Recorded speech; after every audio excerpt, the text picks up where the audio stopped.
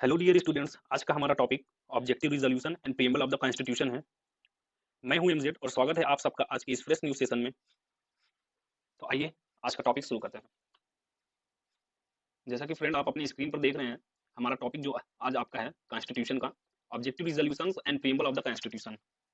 Objective resolution का मतलब होता है, वो कहते हैं उद्देश्य प्रस्ताव, और प्रीएम्बल प्रीएम्बल का मतलब होता है हिंदी में प्रस्तावना। इंडियन कॉन्स्टिट्यूशन, भारतीय संविधान की प्रस्तावना। आज हम ये दो चीज देखेंगे, ऑब्जेक्टिव रिजोल्यूशन है क्या, ये किसके द्वारा मूव्ड हुआ ये देखेंगे, फिर प्रीएम्बल देखेंगे। ठीक है, तो चलिए शुरू करते हैं। तो आपके सामने दिख रहा है ऑब्जेक्टिव रिजोल्यूशन एंड उद्देश्य प्रस्ताव। Dear students, on December 13 1946 Jawaharlal Nehru moved the historic objective resolution. इसको देखिएगा, ऑन दिसंबर 13 मतलब 13 दिसंबर 1946 को Jawaharlal Nehru, Pandit Jawaharlal Nehru objective resolution move किए। किसमें? कॉन्स्टिट्यूएंट असेंबली में। 13 दिसंबर 1946 को जवाहरलाल नेहरू ने ऑब्जेक्टिव रिजोल्यूशन को मूव किया। कॉन्स्टिट्यूएंट असेंबली का पहला मीटिंग कब हुआ? 9 दिसंबर 1946। 9 दिसंबर 1946 को संविधान सभा की पहली बैठक हुई थी, और ठीक उसी के 4 दिन बाद जवाहरलाल नेहरू ने, पंडित जवाहरलाल नेहरू ने कॉन्स्टिट्यूएंट असेंबली में, संविधान सभा में 13 दिसंबर 1946 को उद्देश्य प्रस्ताव के रूप में जो है ऑब्जेक्टिव रिजोल्यूशन उद्देश्य प्रस्ताव के रूप में वहां पे संविधान सभा में प्रस्तुत किया। The resolution that defines aim of the assembly, ये कह रहा है कि ये असेंबली का एम डिफाइन करता है। ये जो रिजोल्यूशन है, ये जो उद्देश्य प्रस्ताव है, ये असेंबली का एम डिफाइन करता है। ठीक है, तो यहाँ से क्वेश्चन पूछता है ऊपर से कि जो है संविधान सभा में, कॉन्स्टिट्यूएंट असेंबली में ऑब्जेक्टिव रिजोल्यूशन किसके द्वारा मूव्ड हुआ, किसके द्वारा प्रस्तुत हुआ? किसके द्वारा मूव्ड हुआ? यहाँ पे लिखा गया है पंडित जवाहरलाल नेहरू द्वारा। कब? दिसंबर 1946 को पंडित जवाहरलाल नेहरू द्वारा संविधान सभा में ऑब्जेक्टिव रिजोल्यूशन उद्देश्य प्रस्ताव को प्रस्तुत किया गया, मूव किया गया। ठीक है, आप यहाँ पे बस पंडित जवाहरलाल नेहरू जी का नाम याद रखिए कि ऑब्जेक्टिव रिजोल्यूशन पंडित जवाहरलाल नेहरू ने मूव किया है। कब मूव किया है? 13 दिसंबर 1946 में।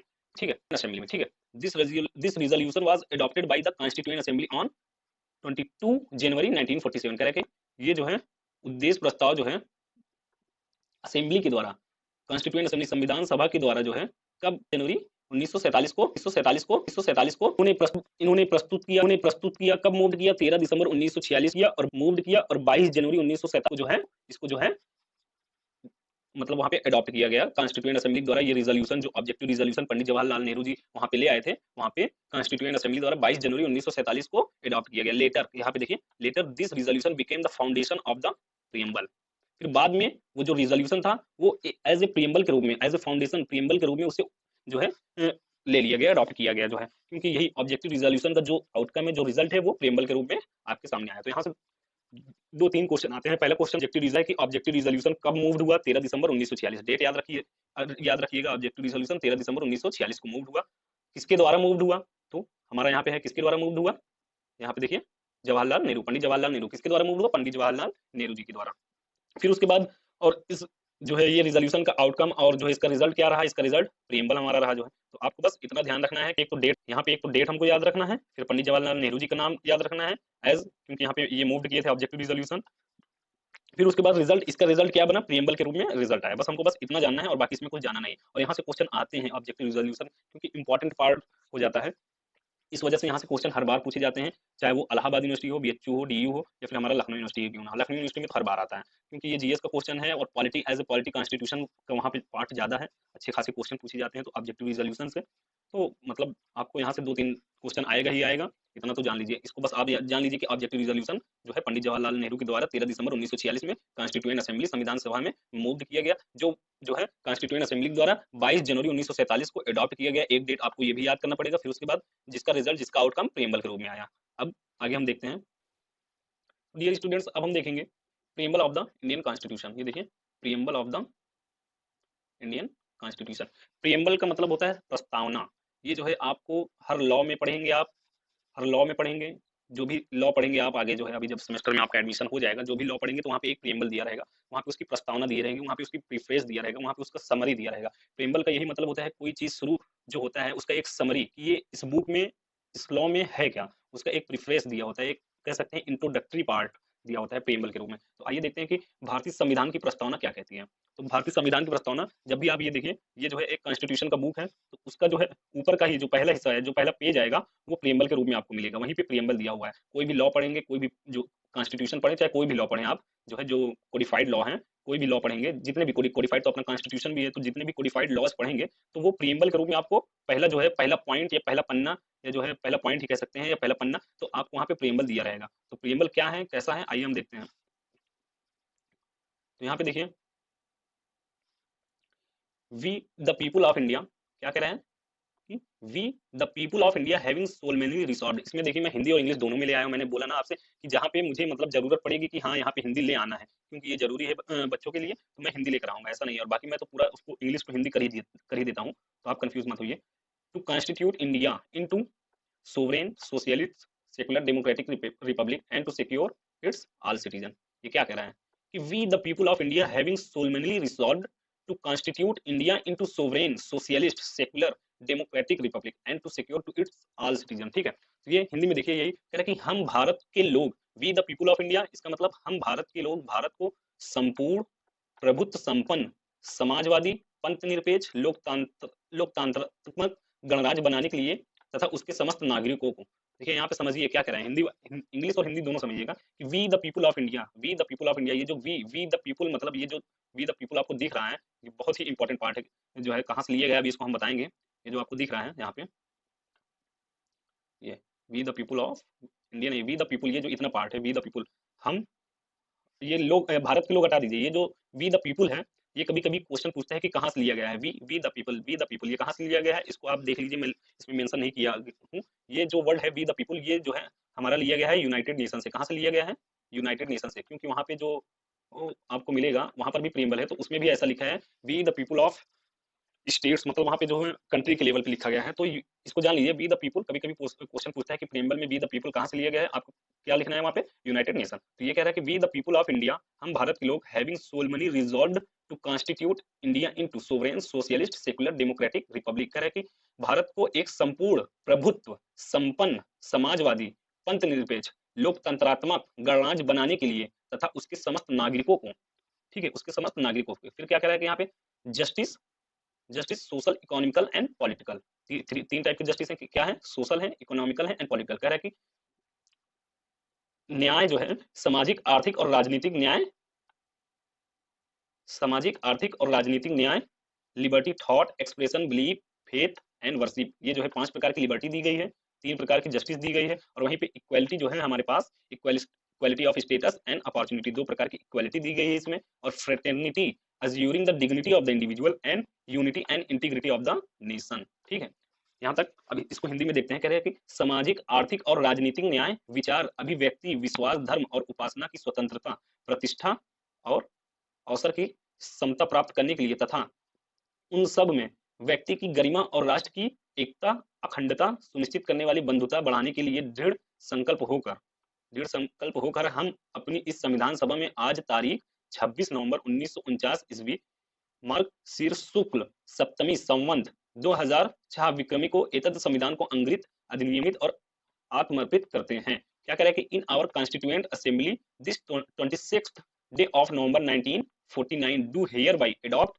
And enact give to ourselves this constitution. मतलब यही है कि जो है जब 13 दिसंबर 1946 को जो है ऑब्जेक्टिव रिजोल्यूशन पास किया गया, फिर उसके बाद जो है 22 जनवरी 1947 को ये objective resolution as a preamble के रूप में जो है इसको अडॉप्ट किया गया कॉन्स्टिट्यूएंट असेंबली के द्वारा। तो इसमें यही दिया गया है, यहाँ पे कई चीजों की बात होती है, यहाँ पे we the people of India मतलब हम भारत के लोग, यहाँ पे कोई एक इंडिविजुअल नहीं है, भारत के लोग मतलब भारत में जितने 1.25 करोड़ से ज्यादा है, इस वक्त तो हम लोग नंबर 1 पे आ गए हैं, तो 1.25 करोड़ से ज्यादा है, 1.42 जो है कितने हैं मिलियन है जो है, तो उस हिसाब से यहाँ पे हम लोग नंबर 1 पे आ गए हैं। तो ये सब के लिए बात करते हैं विदाउट एनी डिस्क्रिमिनेशन ऑफ, जो है आपको आर्टिकल 15 में जो दिया गया है, जो भी डिस्क्रिमिनेशन है उस भेदभाव को हटाकर जितने भी लोग हैं, चाहे वो मतलब without any discrimination of religion race caste sex और प्लेस ऑफ बर्थ को हटाकर जितने भी हैं हम भारत के लोग, मतलब हम सभी भारतीयों के लिए ये जो कॉन्स्टिट्यूशन है इसी को बता रहा है कि हम सभी भारतीयों के लिए हमारा कॉन्स्टिट्यूशन बनाया गया है।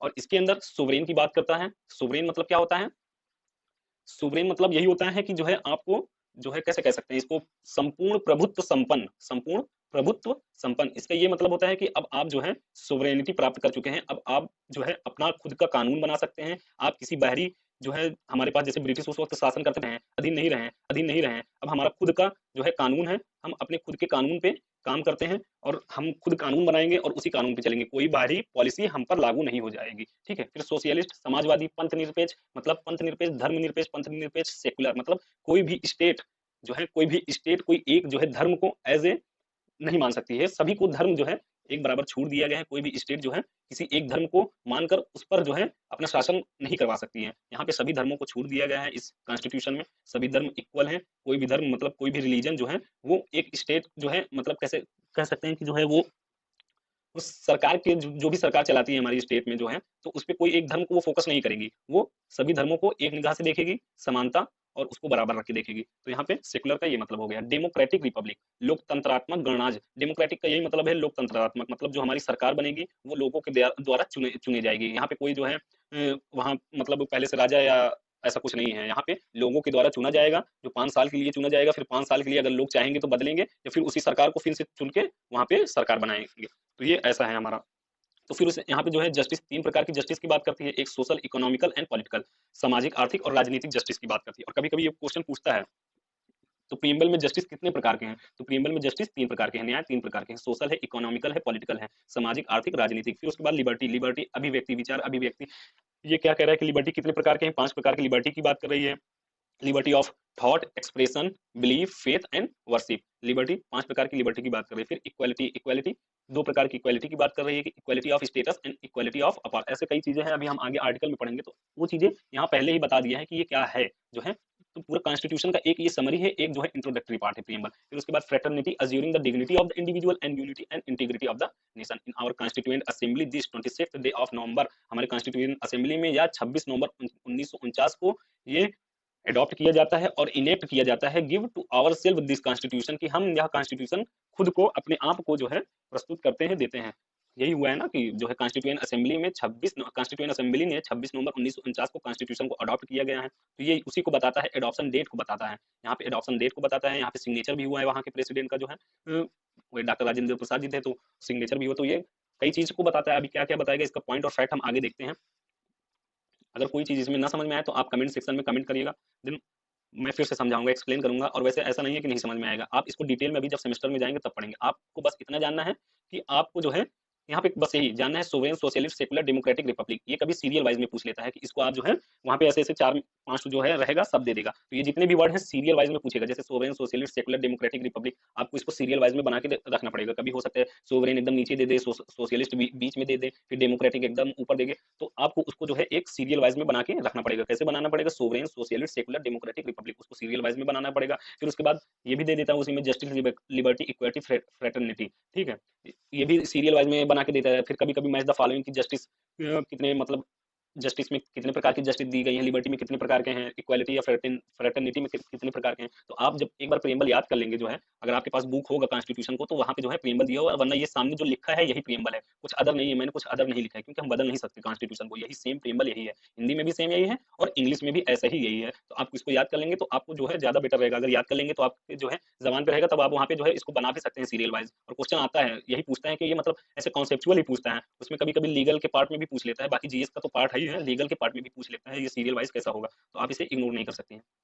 अब हम देखते हैं कि यहाँ कह रहा है कि preamble is a summary of the constitution. देखिए, preamble is a summary of the constitution, we can say it is a preference to the constitution. मैंने बताया ना कि प्रिएम्बल एक समरी है, प्रस्तावना संविधान का सारांश है। हम कह सकते हैं कि यह संविधान की प्रस्तावना है, ठीक है, या संविधान की प्रस्तावना जो ये सारांश है, ये सारांश है एक प्रकार का। ये एक इंट्रोडक्टरी पार्ट है, इसे आप जो है याद कर लीजिए, इसमें ज्यादा कुछ जानना नहीं। अब यहाँ पे एक जो इंपॉर्टेंट जो है क्वेश्चन बनता है कि कह रहा है कि नानी पालखीवाला एमिनेंट ज्यूरिस्ट, एक नानी पालखीवाला है, वो एमिनेंट ज्यूरिस्ट है, सेड दैट, उन्होंने कहा कि preamble is the identity card of the constitution. Preamble एक प्रकार का जो है पहचान पत्र है। नानी पालकीवाला ने कभी कभी पूछता है कि नानी पालकीवाला ने क्या कहा था। देखिए यहाँ पे प्रख्यात विधिवेत्ता नानी पालकीवाला ने कहा कि प्रस्तावना संविधान का पहचान पत्र है। तो आप एक क्वेश्चन यहाँ से पूछता है और ये पूछता ही है, 100% आएगा ही आएगा। लखनऊ यूनिवर्सिटी या सीयूईटी या फिर आपका इलाहाबाद यूनिवर्सिटी हो, सब में पूछता है। बहुत ही इंपॉर्टेंट क्वेश्चन है क्योंकि ये एमिनेंट ज्यूरिस्ट है। इन्होंने कहा कि जो प्रस्तावना है, जो प्रिएम्बल है, वो संविधान का आइडेंटिटी कार्ड है, संविधान का पहचान पत्र है। तो क्वेश्चन ऐसे पूछता है कि नानी पालकीवाला ने क्या कहा, प्रिएम्बल को क्या कहा। तो प्रिएम्बल को क्या कहा? पहचान पत्र, आइडेंटिटी कार्ड। कभी कभी ऐसे पूछता है कि प्रिएम्बल को आइडेंटिटी कार्ड किसने कहा, तो किसने कहा? नानी पालकीवाला ने। और भी कई सारे नाम दिए रहेंगे। तो पहचान पत्र किसने कहा? नानी पालकीवाला ने। यहाँ पे नाम दिया है, देख लीजिए, नानी पालकीवाला ने। आप इसे इग्नोर नहीं कर सकते। फिर it is amended bye 42nd constitutional amendment act 1976। ये 1976 का मतलब मैं बताता हूँ। ये जो 42nd कॉन्स्टिट्यूशनल अमेंडमेंट एक्ट आया वो कब आया? 1976 में आया। 42nd कॉन्स्टिट्यूशनल अमेंडमेंट एक्ट 1976 आया। ये जो है प्रिएम्बल को एक बार ही, अभी तक क्वेश्चन पूछता है कि प्रिएम्बल को अभी तक कितनी बार जो है अमेंडमेंट किया गया, कितनी बार जो है संशोधित किया गया। प्रिएम्बल को सिर्फ संशोधित किया गया था। कब किया गया था? 42वें संशोधन के साथ 1976 में। 42वें संशोधन को मिनी कॉन्स्टिट्यूशन कहते हैं। मैं इस पे एक अलग तो प्ले कराऊंगा। तो प्रिएम्बल को इसको याद रखिएगा, नोट कर लीजिए कि प्रिएम्बल को एक बार अभी तक मतलब 1976 से लेके अभी 2023 तक सिर्फ एक ही बार जो है प्रिएम्बल को अमेंडमेंट किया गया, संविधान की प्रस्तावना को सिर्फ एक बार संशोधन किया गया है। और वो कब किया गया था? 42वें संविधान संशोधन के साथ 1976 में। और उसमें 3 वर्ड जोड़े गए थे। क्या क्या वर्ड जोड़े गए थे अभी हम आपको बताते हैं। Source of authority of the constitution that is people of India. इसमें जो है कह रहा है कि जो है source of the authority of the constitution that is people of India. कह रहा है कि जो है कॉन्स्टिट्यूशन का जो सोर्स है वो भारत के लोगों में नहीं है। It talks about the nature of the India state sovereign socialist secular democratic Republic. वही मैं अभी यहाँ पे बताया, संविधान के अधिकार का स्रोत यानी भारत के लोग या भारतीय राज्य संप्रभु समाजवादी धर्मनिरपेक्ष लोकतांत्रिक गणराज्य की प्रकृति के बारे में बात करता है। It specify the objectives justice liberty equality and fraternity. मैंने बताया ना कि जस्टिस 3 प्रकार की है, लिबर्टी 5 प्रकार की है, इक्वालिटी जो है 2 प्रकार की है। इसको आप याद रखिए। पूछता है जो है fraternity assuring the dignity of the unity and integrity of the nation. तो आपको यहाँ से 42nd अमेंडमेंट के साथ 3 वर्ड जोड़ा गया। इसमें क्या क्या जोड़ा गया था? वो सेकुलर डेमोक्रेटिक और इंटीग्रिटी। मैं अभी आपको देख के बताता हूँ, इसमें शायद आगे लिखा हुआ है, नहीं लिखा होगा तो 3 वर्ड जोड़ा गया है। पूछता भी है कि मैं पूछता भी है कि कितने वर्ड जोड़े गए और कौन कौन सा वर्ड जोड़ा गया। तो बाकी जो है अभी मैंने जो यहाँ पे इंपॉर्टेंट है और उसे आप देख लीजिए, नोट कर लीजिएगा। It talks about the date of adoption. अभी मैंने बताया ना वो जो है कॉन्स्टिट्यूशन का अडॉप्शन का डेट बताता है। कब बताता है कि दैट इज 26 नवंबर 19 असेंबली ने संविधान सभा ने संविधान को 26 नवंबर 1949 को अडॉप्ट किया। समझे क्या कह रहा है? इसमें संविधान को अपनाने की तारीख यानी 26 नवंबर 1949 की बात करता है। 26 नवंबर 1949 की बात करता है। ये भी आप जो है हमेशा याद रखिए। इसके पहले वाली वीडियो में मैंने 2 चीज बताया कि संविधान कॉन्स्टिट्यूशन को कब अडॉप्ट किया गया। 26 नवंबर 1949 को अडॉप्ट किया गया, अपनाया गया। किसके द्वारा अपनाया गया, किसके द्वारा अडॉप्ट किया गया? तो वहां पे क्या था? कॉन्स्टिट्यूएंट असेंबली संविधान सभा के द्वारा। फिर उसके बाद मैंने बताया संविधान कब इन्फोर्स में हुआ, कब इन्फोर्समेंट में आया, कब इसको लागू किया गया। तो 26 जनवरी 1950 को इन्फोर्समेंट में आया, 26 जनवरी 1950 को लागू किया गया। मैंने बोला ना मैं आपको हिंदी भी बताता रहूंगा, इंग्लिश भी बताता रहूंगा। As per K M Munshi, यहाँ पे देखिए एक और जो है जूरिस्ट आ गए। As per K M Munshi, it is the horoscope और sovereign democratic republic. It is the horoscope of the constitution. कभी कभी पूछता है कि हारो स्कोप ऑफ द कॉन्स्टिट्यूशन किसे कहा जाता है? प्रिएम्बल को कहा जाता है। और किसने कहा? के एम मुंशी ने कहा। के एम मुंशी के अनुसार यह हमारे संप्रभु लोक की राशि फल है। ठीक है, राशि फल है। क्वेश्चन इतना ही पूछता है कि हारो स्कोप ऑफ द कॉन्स्टिट्यूशन किसे कहा गया? किसे कहा? ठाकुर दास भार्गव है। Right to constitutional remedies is a fundamental right defined in article 32। अभी मैं आपको आगे पढ़ाऊंगा। और अगर पूछ लिया पंडित ठाकुर दास भार्गव ने क्या कहा कि सोल ऑफ द कॉन्स्टिट्यूशन क्या है, तो आप जो है प्रेमबल वहां पे लगाइएगा। तो इसमें कंफ्यूज मत रहिए कि आपको वर्ड को पहचानना बहुत जरूरी है। अगर वर्ड नहीं पहचानेंगे तो दिक्कत हो जाएगा। अब यहाँ पे कह रहा है कि is preamble part of the constitution.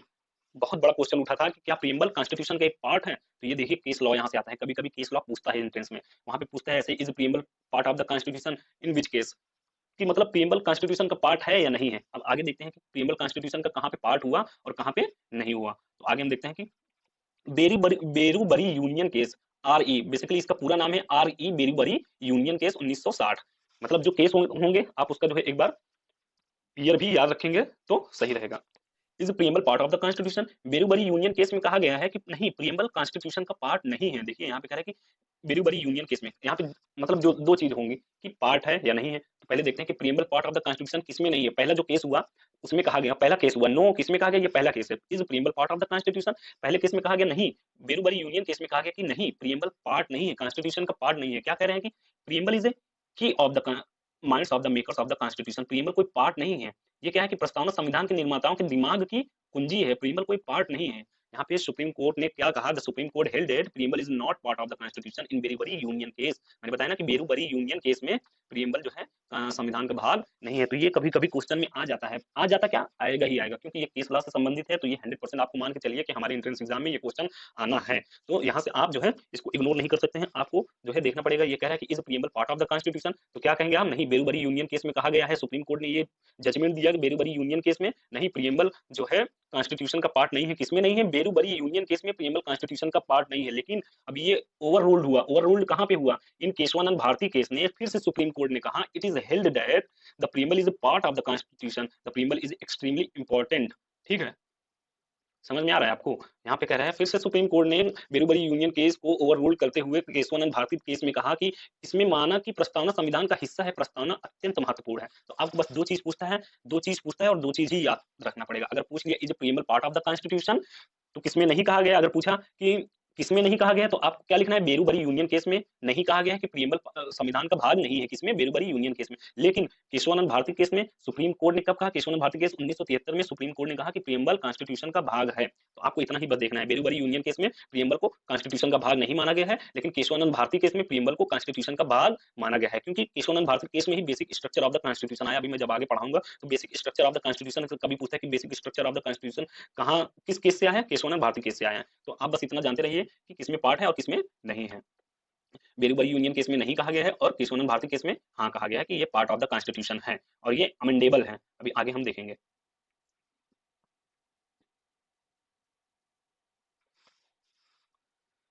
अब यहाँ पे देखिए, कैन द प्रीएम्बल अमेंडेबल, क्या प्रीएम्बल को संशोधन किया जा सकता है या यह कभी संशोधन हुआ है? अब देखिए यहाँ पे बात आ गया कि क्या प्रीएम्बल को, पहले तो बात हुआ कि क्या प्रीएम्बल जो है कॉन्स्टिट्यूशन का भाग है या नहीं, तो वहां पे सीधे सीधे बेरूबरी यूनियन केस में सुप्रीम कोर्ट ने कह दिया है कि नहीं। सुप्रीम कोर्ट ने क्या कहा कि नहीं, प्रीएम्बल कॉन्स्टिट्यूशन का भाग नहीं है बेरूबरी यूनियन केस में। मैं बार बार इसलिए बता रहा हूँ क्योंकि ये क्वेश्चन आता है। फिर उसके बाद केशवानंद भारती केस में सुप्रीम कोर्ट ने कहा नहीं, ये पार्ट ऑफ द कॉन्स्टिट्यूशन है। ये बहुत इंपॉर्टेंट है संविधान के लिए, क्योंकि केशवानंद भारती केस में basic structure of the constitution को डिफाइन किया गया है। ठीक है, फिर अब क्या कह रहा है कि कैन प्रीएम्बल अमेंडेबल, क्या प्रीएम्बल को अमेंड किया जा सकता है या फिर ये कभी अमेंडेड किया गया है? तो यहाँ पे देखिए, in Kesavananda Bharati case 1973 it was stated that preamble can be amended. ठीक है, अगर प्रीएम्बल कॉन्स्टिट्यूशन का भाग है तो अकॉर्डिंग टू आर्टिकल 368 अगर कोई भी पार्ट है तो वो अमेंड किया जा सकता है। केशवानंद भारती केस 1973 में यह कहा गया है कि था कि प्रस्तावना में संशोधन किया जा सकता है। However it can not alter the basic structure of the constitution. मैंने बोला ना, जो है basic structure of the constitution कहां से डिफाइंड हुआ है, किस केस में डिफाइंड हुआ है, केशवानंद भारती केस में। यह बहुत इंपॉर्टेंट क्वेश्चन पूछता है कि basic structure of the constitution किस केस के द्वारा आया, किस केस के द्वारा डिफाइंड किया गया। तो आप क्या लगाएंगे, केशवानंद भारती केस। बहुत ही इंपॉर्टेंट क्वेश्चन है ये। फिर उसके बाद ये कह रहा है कि हालांकि यह संविधान की मूल विशेषताओं का बदल नहीं सकता है। संविधान की मूल विशेषता यही है, प्रीएम्बल है, फंडामेंटल राइट्स है, कुछ directive principle of state policies हैं। तो ये जो है, ये सब जो है हमारे basic structures of the constitution, salient features of the constitution जो है, वो जो है basic structure of the constitution है, इसको जो है बदल नहीं सकते हैं। हालांकि जो है इसमें बिल्कुल नहीं बदल हो सकता है, अमेंडमेंट के तहत कोई आर्टिकल जोड़ा जा सकता है या कुछ इसको अल्टर किया जा सकता है, इसको एकदम से खत्म नहीं किया जा सकता है। Basic structure of the constitution का यही मतलब है। फिर उसके बाद जो है the preamble has been amended, यहाँ पे देखिए, the preamble has been amended only once in 1976 by 42nd constitutional amendment act. मैंने अभी आपको बताया 42वें संविधान संविधान संशोधन अधिनियम द्वारा 1976 में केवल एक बार प्रस्तावना में संशोधन किया गया है। ठीक है, there 3 words were added to the preamble, यहाँ पे लिख दिया गया है। कोई जो है जरूरत नहीं रहेगा कमेंट सेक्शन में करने के लिए। तो आपको यहाँ पे क्या क्या, सोशलिस्ट ऐड किया गया है, सेक्युलर एंड इंटीग्रिटी, 3 वर्ड। वैसे तो ये देखिए 4 वर्ड हैं, एंड को भी ऐड किया गया था। ठीक है, लेकिन मेन जो 3 वर्ड हैं हमारे, सोशलिस्ट, सेक्युलर, इंटीग्रिटी। क्या है, प्रस्तावना में 3 शब्द जोड़े गए थे जो है 42वें संविधान संशोधन से। वो क्या है, समाजवादी, धर्मनिरपेक्ष और अखंडता। ये आपको बहुत इंपॉर्टेंट है। यहाँ पे एक केशवानंद भारती केस से बेसिक स्ट्रक्चर निकल के आता है, समय प्रीएम्बल में कौन सा संशोधन होता है, 42वां संविधान संशोधन होता है। फिर उसके बाद जो है आ जाता है socialist, secular and integrity. 3 word जोड़े गए हैं 42वें संविधान संशोधन के द्वारा। 42वें संविधान संशोधन कब हुआ, 1976। 42वें संविधान संशोधन को मिनी कॉन्स्टिट्यूशन भी कहा जाता है।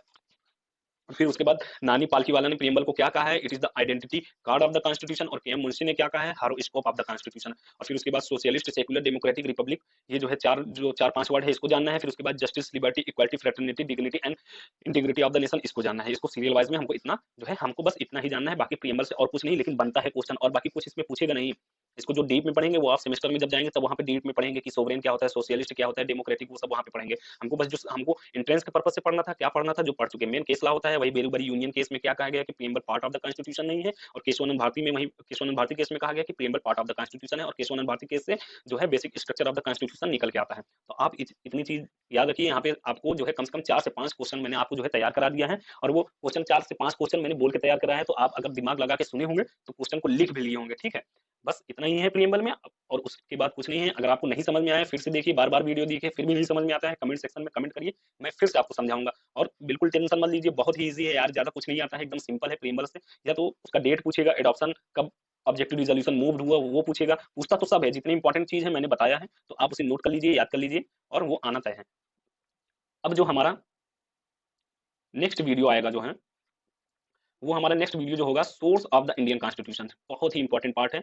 इसे लीव मत करिएगा। Source of the Indian constitution का मतलब जो है गवर्नमेंट ऑफ इंडिया 1935 से मैंने हम सबने क्या लिया, फिर उसके बाद कॉन्स्टिट्यूशन ऑफ ब्रिटेन से हमने क्या लिया, फिर उसके बाद कॉन्स्टिट्यूशन ऑफ यूएसए से हमने क्या लिया, फिर उसके बाद constitution of south Africa, Ireland, फिर उसके बाद जर्मनी, फिर उसके बाद साउथ अफ्रीका, या कहाँ से कौन कौन सा प्रोविजन लिया है हम इसमें देखेंगे सोर्स ऑफ द कॉन्स्टिट्यूशन में। यहाँ से भी 3-4 क्वेश्चन बनते हैं और बहुत ही इंपॉर्टेंट पार्ट है, जो है आप इसे लीव नहीं कर सकते। फिर उसके बाद हम article, parts and subject of the Indian constitution brief में देखेंगे पूरा 1 से लेकर 395 आर्टिकल तक क्या क्या है, जो मेन इंपॉर्टेंट आर्टिकल है जो हमको याद करना है, जो डायरेक्ट आर्टिकल से क्वेश्चन बनते हैं कि जैसे फंडामेंटल राइट में जो है कितने आर्टिकल है, 12 से 35 है, 12 से 35 में क्या क्या है, 25 से 18 हमारा right to freedom of religion है, और फिर उसके बाद 14 से 10 राइट टू इक्वलिटी, ये सब है। तो क्या क्या है हम उसमें देखेंगे। राइट टू फ्रीडम 19 में है, right to constitutional remedies article 32 में है, तो हम सब देखेंगे। वो आर्टिकल जब पढ़ाएंगे फिर उसके बाद फिर देखेंगे। फिर उसके बाद हमारा जो रहेगा शेड्यूल ऑफ द कॉन्स्टिट्यूशन, जो हमारा जहां से इंपॉर्टेंट जो है पार्ट बनता है, जहां से हमारा इंपॉर्टेंट क्वेश्चन बनता है, वो मैंने सब आपके सामने जो है, बस ये 3-4 वीडियो और लेक्चर चलेगी, इंपॉर्टेंट चीजें यहाँ से जो है आपको मिल जाएगा। आपको लगभग जो है 40% जो है समझ लीजिए आपका कॉन्स्टिट्यूशन तैयार हो गया है।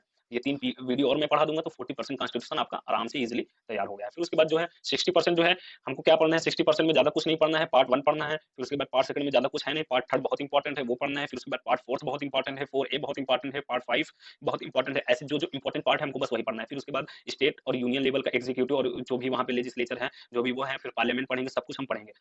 गवर्नर, प्रेसिडेंट, प्राइम मिनिस्टर जितना रहेगा सब कुछ पढ़ेंगे। फिर उसके बाद जो है जो इंपॉर्टेंट जहां से क्वेश्चन बनते हैं वो पढ़ेंगे। जो है आप टेंशन न लीजिए, आपको सब कुछ मिलेगा, एवरीथिंग इज अवेलेबल। और रही बात लीगल पार्ट की, लॉस कहाँ कब से हम पढ़ाएंगे, वो 1 फरवरी को पहली हमारी ब्रीफ जो है सिलेबस डिस्कशन होगा उसमें, और ब्रीफ में हमको क्या क्या पढ़ना है वो डिस्कशन होगा। 1 फरवरी को हमारा लॉ का पहला जो है वीडियो आएगा। तो आप लोग जो है जुड़े रहिए, अंत तक जुड़े रहिए, और इसके अलावा भी आप पढ़ते रहिए। जरूरी नहीं है कि हम जो पढ़ा रहे हैं सब वही हो, आप खुद से सेल्फ स्टडी करेंगे तभी आपको कुछ हो पाएगा। वरना अगर हमारे भरोसे टिके रहेंगे तो हम तो हो सकता है भाई कभी कभी भेज दें, या कभी कभी मेरी तबियत डाउन हो जाए, हम कहीं बाहर जाए, हो सकता है वीडियो ना बना पाए, तो आपका लॉस हो सकता है। आप पढ़ते रहिए, वीडियो आए उसे देखिए, उसे आप जो है एग्जीक्यूट करिए, तो आपको वहां से आउटपुट मिलेगा। यहाँ मैं आपको बस डायरेक्शन दे सकता हूँ, मैं आपको कंफर्म ये नहीं कर सकता हूँ कि मैं जो पढ़ा रहा हूँ वही आएगा। आ भी सकता है, नहीं भी आ सकता है, क्योंकि भाई मैं तो जो है पेपर नहीं सेट कर रहा हूँ। वहां पे सिलेबस में जो दिया है मैं बस वही चीज पढ़ा रहा हूँ। आएगा तो ठीक है, नहीं आएगा तो आएगा कहाँ से, यहीं से नहीं आएगा। तो आप पढ़ते रहिए, जुड़े रहिए, और हो सके और लोगों को जोड़िए, जो है सब्सक्राइब करिए, लाइक करिए। समझ में आया तो, ये नहीं समझ में आया तो कमेंट करिए। फिर उसके बाद जो है तब तक के लिए धन्यवाद।